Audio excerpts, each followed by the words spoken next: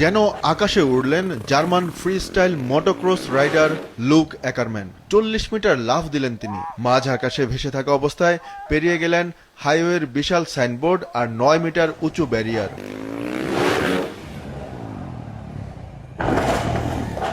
দৃশ্যটা সিনেমার মতোই। এক ট্রাকের বেড থেকে বাইক নিয়ে হাওয়ায় ভেসে উঠলেন অ্যাকারম্যান। মাঝ আকাশে করলেন ভয়ঙ্কর ব্যাকফ্লিপ, তারপর নিরাপদে নেমে এলেন আরেকটি ট্রাকের বেডে।